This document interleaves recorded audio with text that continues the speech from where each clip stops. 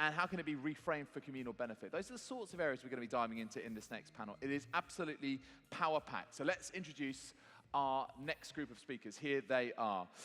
Director of Strategic Operations at LaLiga Impulso, José Guerra Alvarez. The founder and CEO at Thelma, Gwen, Kelly Hogarth. Managing partner at Everest Talent Management, Ferrán Prieto. And the CEO of Empower Sports, good friend of mine and colleague in the industry, Pedro Pinto. And as your moderator, he just couldn't get enough of this WFS stage. He's back for a second time. It's Rayde Baez. Guys, looking forward to this. Over to you, Rayde. Thank you, David. Good afternoon again. Good afternoon, and thank you to all our panelists. It's great to have you. I must tell you that this conversation I personally will enjoy the greatest because I'm a natural for sponsorship partnerships, and they are masters in their craft.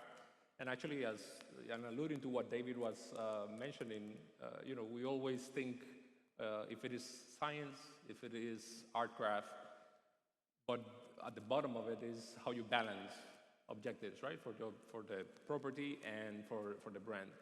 And I want to open with a common round of questions, which is, in your view, what has changed fundamentally in deal making? So what is now different from, say, 10 years ago, when we had a different set of expectations as consumers? So if you want, Pepe, let's start with you. Thank you. Good afternoon, everyone. I don't know, I think that we have changed the model of the business that we are running.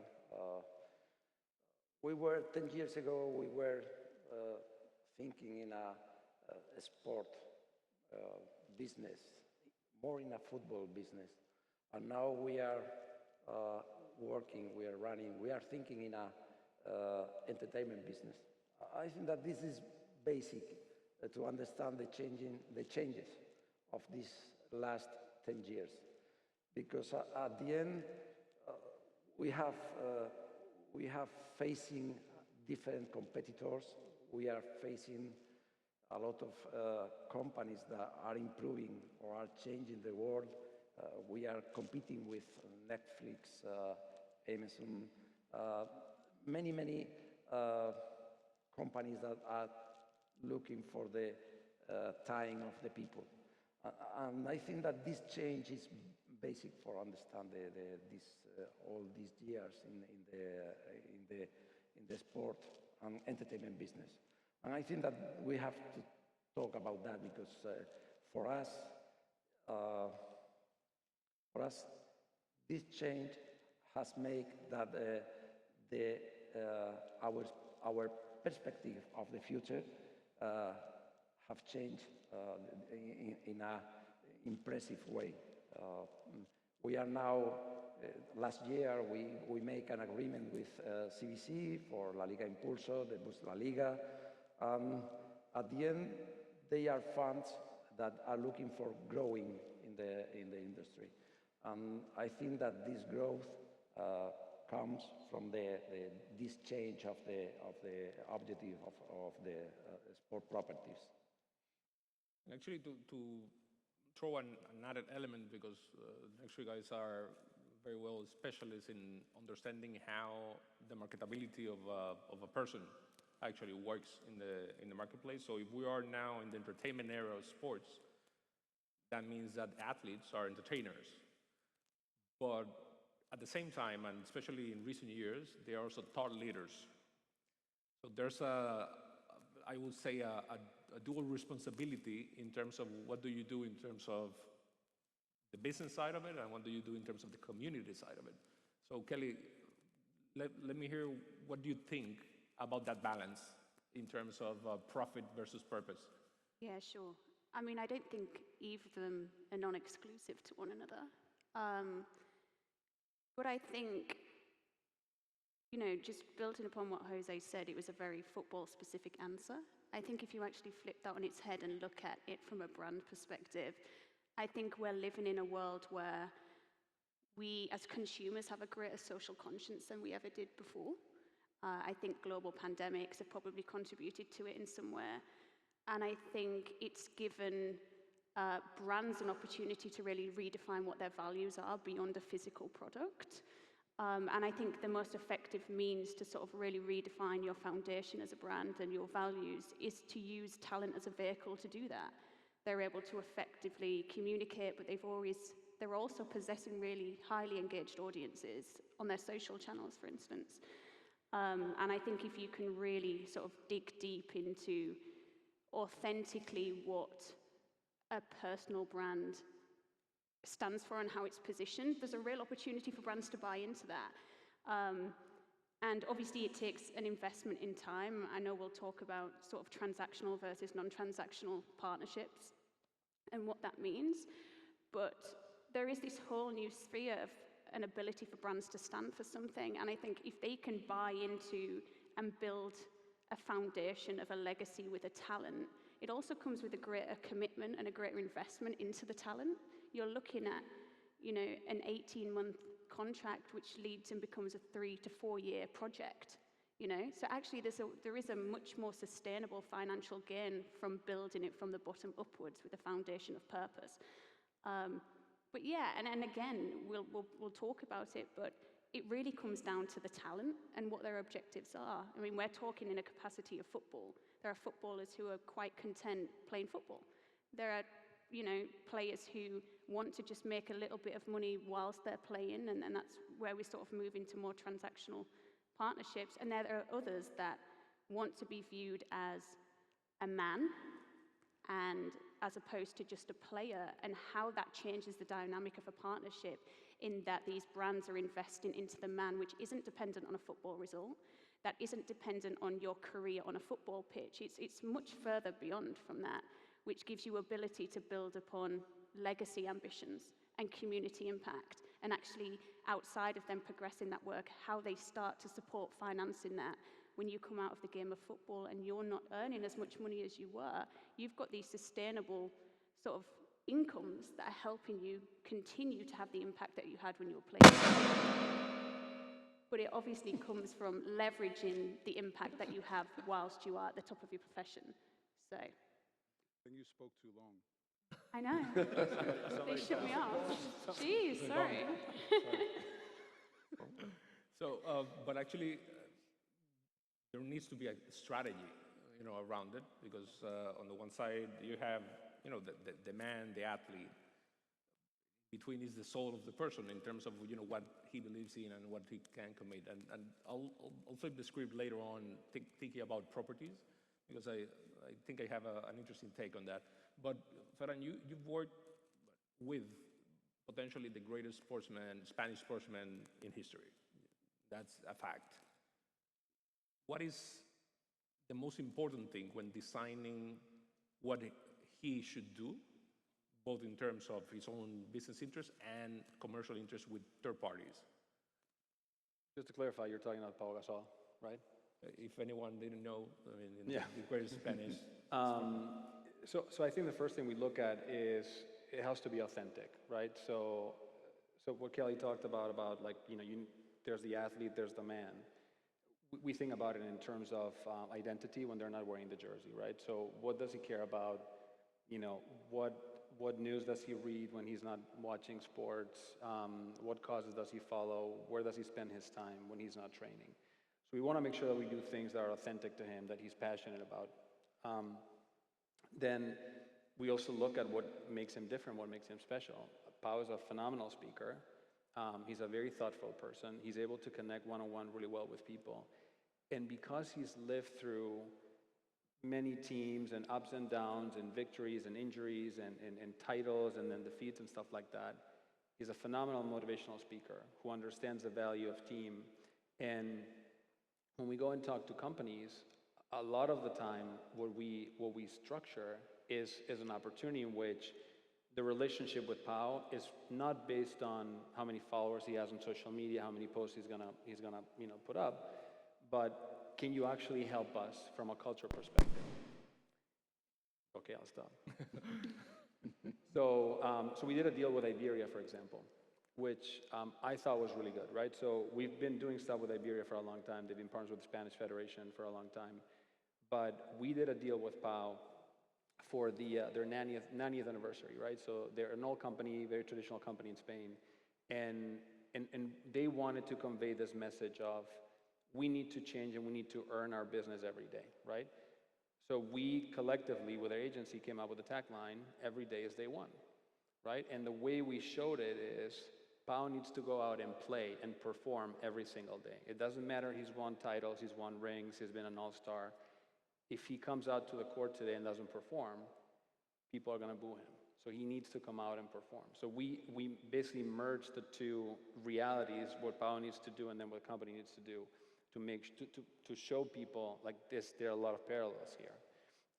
And we just announced this year a long-term partnership with Iberia, where Pau is gonna be not an ambassador, he's gonna be an advisor for the cultural change of the company, because they know they need to transform. So Pau is gonna advise the company on culture change. So this type of deals are very different than deals that we would do in the past, which is very exciting for us, because then you're basically tapping into who the athlete is as a person, and not so much what he's achieved on the court. Right. Pedro, can I jump in here? Yeah, for sure. First of all, it's amazing to be here and share the stage at the World Football Summit with people who are as passionate as I am about working with athletes who can have such a huge impact outside of kicking a ball or dribbling a ball or shooting a ball, whatever it may be. I'd like to congratulate Kelly for the work that she's done with Marcus, which I use all the time for my team in the football industry. It was so frustrating for me working in football after spending a lot of years studying and living in the States and seeing the amount of investment that, first of all, the colleges many times and then the teams made in the athletes, whether it's giving them media training, whether it's finding out what they cared about. And I didn't see any of that work done in football. And I think football is still miles away from what's done across a lot of other sports. And I think what Marcus, and I'm talking about Marcus Rashford, has done is has raised the conscious level of the football community by accepting the fact that a footballer can have strong opinions and can lead strong campaigns in communities. And I had an opportunity as a journalist with CNN and then as a communications director at UEFA, seeing the different sides of the potential that this sport has. I mean, you're talking about the most followed human being on the planet is a footballer, right? You have an audience of over 4 billion people when the World Cup comes around. I mean, football is the most important communications tool on the planet. And that's why I was so passionate to start a business that tried to, step by step, make a little bit of an impact in the industry. And Kelly and Ferrán both said something that's very important. It has to be genuine, and you have to work with someone who genuinely cares as well. But I also believe that off the pitch, an athlete will only go as far as the advice and guidance he gets. And it's also incredible, historically, the lack of education that the people around them give to them in Europe, especially. Like, it was insane. And I have nothing against working with your family or your friends, but you need professionals around you. And the transition is still happening now. And I think that the examples that you have heard here and you will hear during this conversation is so important to make a change in the way that athletes are seen. And I think LeBron James in the States also has had such an incredible community impact, and the whole shut up and dribble comment that he fought back so hard on. And that's what I think we need, because just imagine if genuinely some of the most high-profile athletes really had causes they want to stand for, whether it's eco-sustainability. Just imagine if like a Leo Messi or a Neymar or a Ronaldo gets involved in something like that. Like, how many people will go after, will follow them? But again, it has to be genuine, and I'll stop now because I've got more to say. But. Can I say one thing? It's interesting because the example that you use of LeBron James is actually, he has built his company with his friends. Mm-hmm. True. Which have, there are exceptions. They have the intention to learn the business, but they leverage something that Ferrán and I talk a lot, which is they leverage access. So they've accessed the brilliant minds around any facet of business that they want to attack. I don't know, Ferrán, if you have something on that. So a couple of things. So LeBron, for example, he has Maverick Carter next to him, but he has a bunch of people, for example, Main Street advisors, who nobody knows about them, but they're behind him. They're the ones bringing them a lot of deals and advising them on the deals that they do, right? But they choose to be behind the curtain and empower LeBron and Maverick to do this, which I think is phenomenal. I also think there's a huge difference between the US and Europe. In the US, social causes, like taking a stand, speaking up, is celebrated. In Europe, you have no idea how many times I've heard, well, he cannot say this because he has a game tomorrow. He cannot say this because he had a game yesterday and he lost. You lost the last game. He so lost the can't- last game, oh. so we cannot say anything for a week. I'm like, for real? Like, this has, but that's what the ownership groups here want, and that's what the fan base wants, right? So I think there's a lot of catching up to do in Europe. I have the ability to see both markets. But I think if we allowed athletes to be themselves off the pitch, more and more athletes like this would not be afraid of speaking up and saying what they really think and be open, which I think could be, you know, hugely empowering. But you see the evolution of it, and that, you know, the canned answers based on the game or not speaking or availability because of something. I definitely think that consumers and the fans are consumers. At least the younger generations are more inclined to actually see what that man or woman stands for.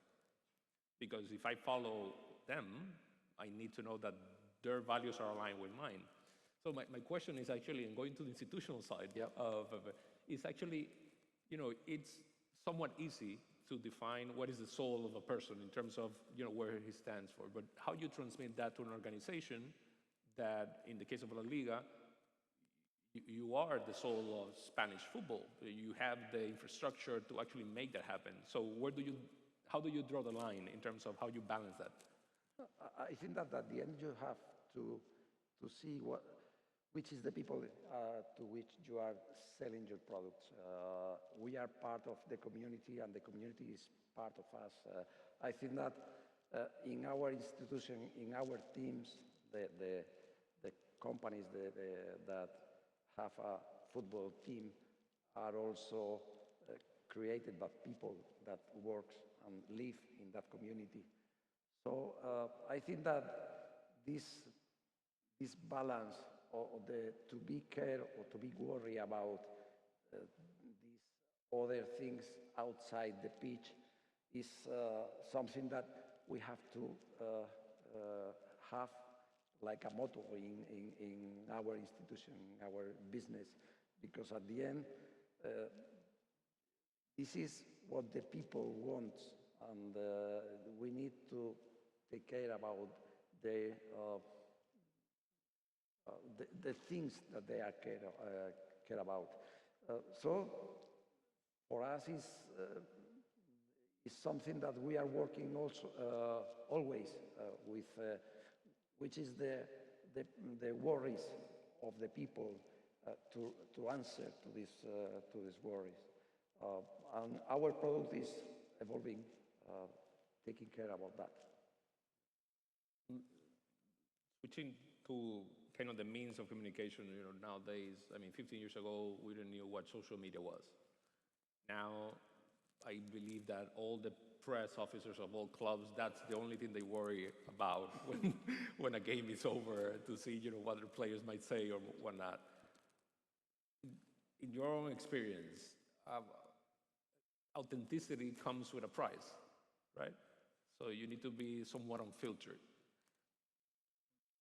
How much important is to have actually that circle of trust that guides those feelings of that person, you know, when facing the public, and actually being able not to tame them, but to be able to, you know, to help them channel that in a better way, to put it. Can you tell me how do you feel when facing that? Yeah, I think, you know, the guys have talked about having circles of trust, which is obviously hugely important, because if one of my clients feels obliged to have an opinion on something very specific, whether outside of a football performance, if that's something politically driven, if that's something from a societal point of view, I can't mute you from having an opinion. You know, what I can do is try and guide you in making sure that the way you deliver it is in the way that you wanted it to be delivered. So we'll have a really open dialogue and honest conversation. And my only advice when it sort of breaks out of the game of football into more of a political space is at least educate yourself first. Like if it's, you know, with Marcus, for instance, a lot of his communication through the food poverty work was his own personal experience. So I can't tell you what's right or wrong. That's how you felt. That was the impact that had on your family, and that's for you to feel comfortable to articulate, and I'll help you articulate it so that it gets delivered in the most effective way. But yeah, I'm not one for trying to craft the way that they should speak. The majority of my players are from working class backgrounds. That's what makes them authentic and aspirational and attainable to everyday people. So I don't want them to lose any of that tone of voice and character, because that's what made them who they are. And, you know, building upon the previous question, I always find it quite astounding that people question footballers' ambition to want to help when a lot of them have come from really difficult circumstances. Talent wasn't enough. For a lot of us, we're all talented. We're not professional footballers, because in most occasions they've had to overcome some level of adversity to get there, and that usually comes from drive, from leaving their families being 8, 9, 10 years old, you know, from not having food on the table. And so, you know, in Marcus's case, for instance, it was his community that got him where he is. You know, they would drive him, they would jump on bus rides with him, they would feed him when they knew his mum was at work, or give him some safe space to be, or they'd just keep an eye on him if he's out on the street playing football. So really understanding why they want to help and contribute and progress communities that they were living through, you only have to really get to know them, and I don't think we always do a good enough job of getting to know the man and giving them a platform to tell those stories. Because, you know, spend 15 minutes with Marcus or Raheem. You know, Raheem's mum worked 3 jobs, came from Jamaica to London when she left him in Jamaica when he was 3, came to get an education in London, left and came when he was 5, and they worked. He was strapped to her back working most hours of the day. So they've overcome real adversity, and I think we're just culturally behind the US in terms of that integration of community impact into sport. Whereas, you know, you go through college sport and already they're starting to think about what that focus is for them, whether it's even as small as, you know, giving out turkeys at Thanksgiving, or those sort of drives and rallies. I think English, probably European football, we're just a little bit behind that, where we're very pigeonholy. That's your job. We come to watch you play football. We don't come to listen to you speak. We need to just, you know, I think COVID has helped that actually we all had to stay still and realize that there's things that are bigger than us, that actually if we do have a platform to change, that we should use it to do so. It has humanized the whole process, right? I mean, you had to reflect on that. I don't know, in your experience, because we were talking about the strategy, the kind of the setup, you need to know your lanes, right? Actually, it's not only one lane, not shut up and dribble, it's multiple lanes, but you need to know that highway in which you want to transit, right? So how important is the brand building exercise in terms also of, you know, the marketability of what you were saying? Not only that, if we know your biography, we know that you're legit to the cause, it's only also how you position, you talk about it, what you represent, what partners and actions you take. How much weight do you two give to that in the process of the athletes that you work with? You go first? Yeah. So for example, another client that we work with, he's a footballer, was playing in England until last year. He wanted to learn about impact investing, right? So he's already had some, you know, he's done some really good work in terms of using football as a way of, you know, promoting social causes and helping people. But he wanted to take it one step further and wanted to understand impact investing. So the first thing we do is helping get educated, right? So we unlock our network, their network, and start having calls with people that are smarter than us about that specific topic. So he and us can learn together. And as you go through this process of discovery, then you have like sessions where it's just us saying, what do you think about this like 3 last calls that we had? What do you like? What didn't you like? Like where do you want to go deeper in?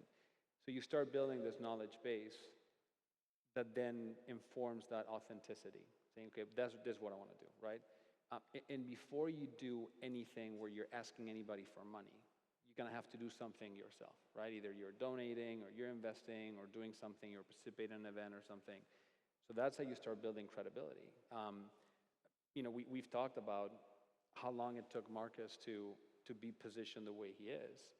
There's a lot of work behind it, work that people don't see. You know, people think, oh, it just happened, and now suddenly he is the face of this cause. It took a long time, I'm sure. Like same thing with Pau, and same thing with every client that we work with. It just takes a lot of effort, a lot of time, and a lot of things that you do. So when people then start seeing a bunch of communication points together, which can be articles, actions, donations, investments, then you put them all together, and then you see a narrative, and you're like, okay, this makes sense. This person's doing this. I usually talk about Leo DiCaprio as somebody who I admire what he's built, and how he's positioned himself through the work of his team and himself as this advocate for, you know, against climate change. And he does it through his foundation. He does it through the movies he promotes and produces, through his investments, to the point that the last headline I read about an investment that he made almost made it sound that because Leo DiCaprio invested in this company now is legit. So now that's a stamp of approval. It's not like, oh, he's in the space, I get it. It's like, oh, if he invests, that means that this company is real. That's great work in my mind. You know, about overall investment, we've also seen athletes like, again, LeBron, but Roger Federer on running. Of course, David Beckham maybe was one of the pioneers with the MLS. Gerard Piqué as well with Cosmos. So again, I think athletes as investors overall is also an interesting trend to look into, but obviously they also need the right advice and the right backers to be able to get to that point. As far as a strategy is concerned, I think it also goes back to tapping into their experiences, like Kelly said. I mean, we've worked with Nani now for a few years, and we started when he was back at Sporting, after obviously several years at Manchester United, Valencia, Lazio. He was at Fenerbahce, and then he went to the US to play in the MLS with Orlando, and it just opened so many opportunities for him to be a part of programs that the league had. And now he's in Australia, and again, he's getting to have a more, I think, liberating experience of what an athlete can and should be. And it's crazy because, just to give you a very concrete example, one of the players we work with on the Portuguese national team, who lost a game yesterday, he was kind of resisting against communicating anything today because he had lost. When for me, what I use as an example is, it's such a genuine feeling to share with a fan of disappointment and hurt of not being able to achieve something that both of you wanted, that it is actually a great opportunity to communicate.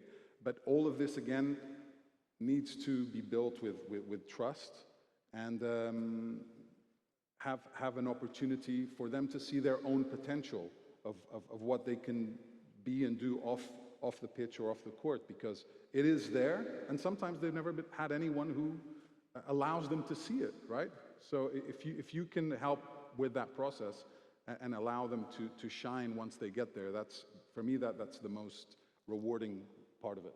Yeah, I mean, there's always truth in real vulnerability. So when you open up, that player probably is feeling as bummed as exactly the millions of fans. Yeah, exactly. Yeah, if not more, because he was there. Yeah. Oh, definitely. And looking at how you choose the partners on the commercial side, I mean, we've seen, great leaps from the institutional level. LaLiga will become EA Sports, LaLiga, or I don't know what is the name yet, but we'll figure it out. I don't know. You don't know it either, right? So we'll figure that out in the next few months. But actually, it's a quite interesting partnership because usually, not only naming, but kind of premium sponsorship at league level are either banks, cars, fast-moving consumer goods, and so on. Now we are talking to actually immerse decades-old product into Gen Z altogether. I'm really excited about it. What made you take that decision? Because I know, I won't say who told me, I know you had different offers, different companies, but why that into the gaming space made it tick for you? Wow. What a question. I really don't know how is the process of that decision, because at the end you have to take into account a lot of different people that you need to reach your message, your product. Is not just you have to answer, or you have to communicate with every kind of people, and we have different approaches to different group of people. In our stadium we have people from the Gen Z, but also people with very old people. So we have to attend a group of a range of people with different interests, and we need to be able to reach every one of them. So at the end, you need to know which is the powers of the drivers of every brand, of every partner, to attend the right people. We have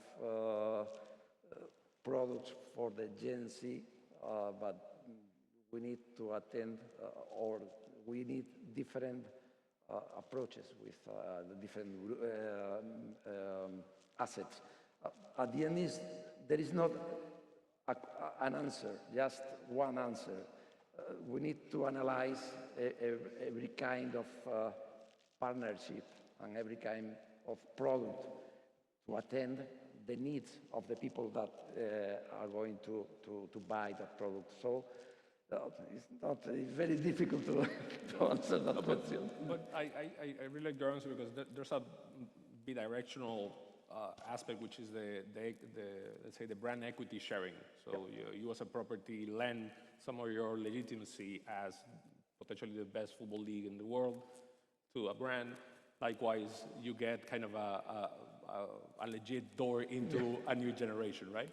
But the same happens with athletes, right? So you are not only boosting commercial leverage, but you are sharing a piece of who you are while taking a piece of what a brand is. So how do you find the piece that you want to actually exchange and that you want to receive from the brand?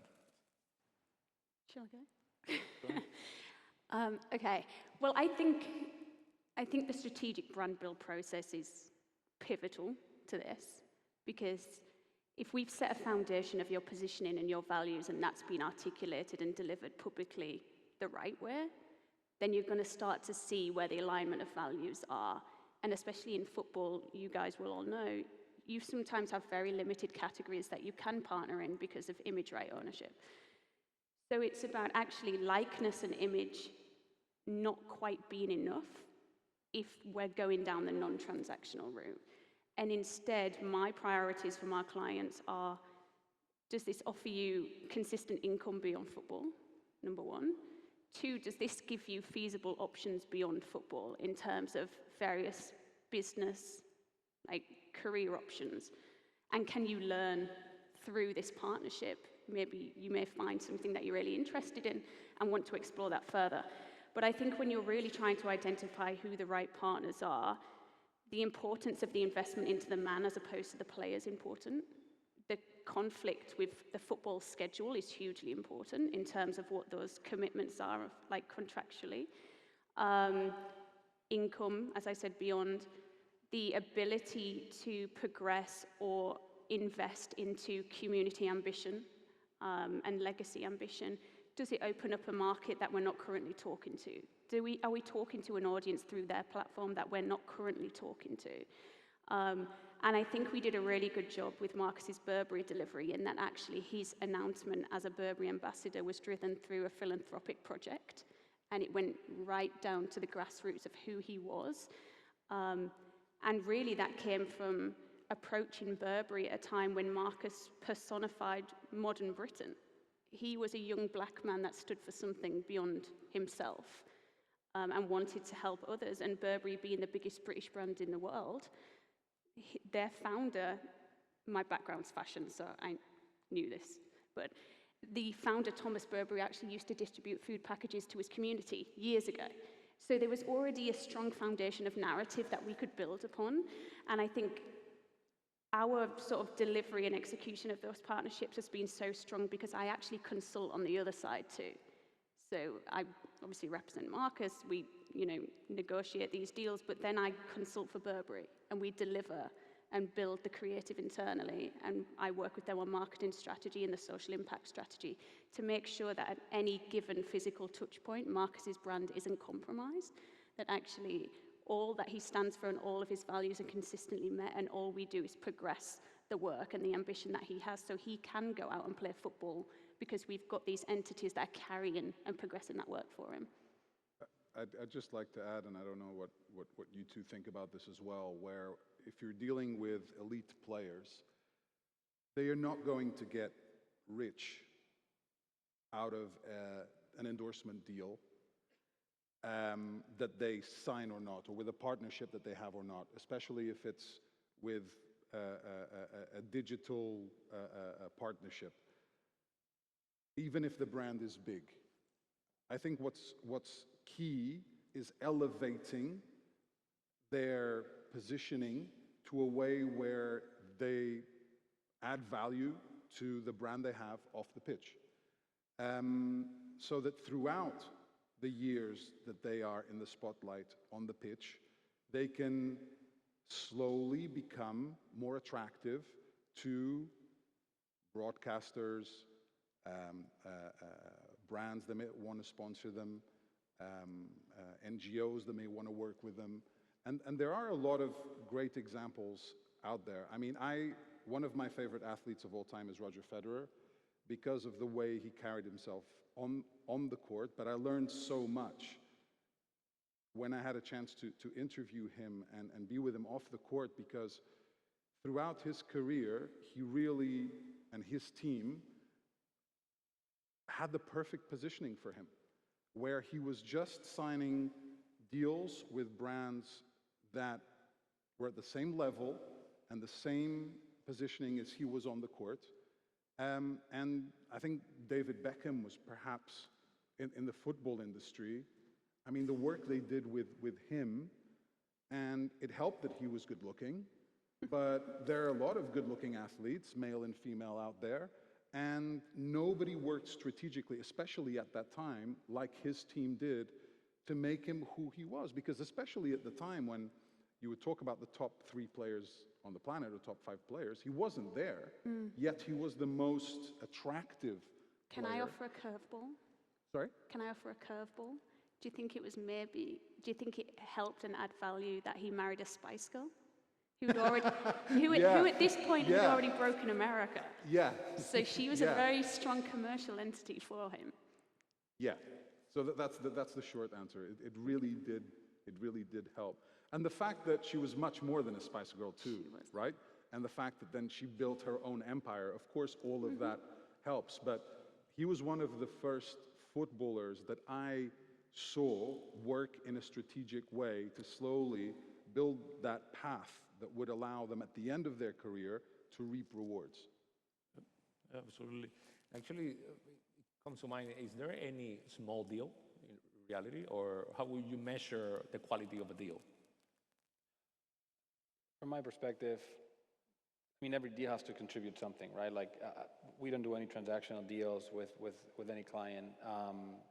One thing that we haven't said literally is, in the case of Pau, for example, we would never do a deal with like Coca-Cola, Pepsi, nothing against those brands, but because he has a foundation fighting childhood obesity, and we know the impact of sugar drinks, you know, if we do a deal like that, you know, everything we do on positioning kind of goes out the window, right? So, so we would never do anything like that, no matter the amount. But I think with the new structures of deal making right now, you can build incredible deals that are like pure equity or investment. One of the best examples that I have, and he's not a client of mine, but it's somebody that I admire, is Andre Agassi, talking about tennis players. Andre Agassi, if you've read his biography, Open, he talks about how his dad would pull him out of school to go train tennis. And he hated that, and for a long time he had this mission to help educate other kids. So when he was about to retire, he opened a charter school in Las Vegas that he was funding himself as a nonprofit. And he was pouring a lot of money into it, and he didn't know how to make it sustainable. So he met a real estate investor, and they came up with a structure by which they were able to find communities that had high population density, but very low performing schools. They would build a school, they would bring a charter school operator that would basically rent the school, start paying monthly payments, rent to own, and in 3 years they would sell the school to the operator. Doing that, they've been able to raise over $1 billion. They've built over 130 schools in the US, and they've put about 1 million kids through school. All of that by returning 7 to 8% to their investors. So the impact he's built, what he's been able to do on the business side and the social impact side is incredible, and to me an example of what's possible, because he was able to open a lot of doors that maybe the investor couldn't do on his own, but he's been able to raise money because of the help of the investor, right? So I think deals like that are, you know, possible for athletes that have that level of access and that platform, especially if they use it while they're playing. Yeah, absolutely. Well, I mean, it pays to do good, so it could be good business. So that's one of the takeaways. Thank you very much for this lovely chat. I really enjoyed it, and I hope the audience as well. David, all yours. Thank you very much. First of all, just one thing I wanted to say. Who knew that in a round table that featured the word legerdemain, we would have the 2 words Spice Girls? I love that.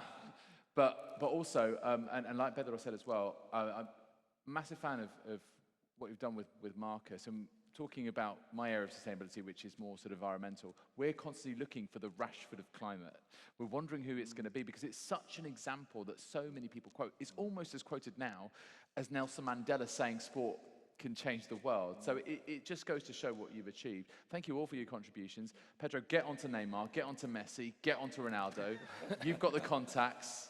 I know you have. Next time they're on with you on 11 Sports, make sure that you get one of them to represent for eco-sustainability. And Ferrán and José, thank you very much indeed for your contributions as well. Rayde, as always, cracking job. Ladies and gentlemen, our panel, thank you very much indeed.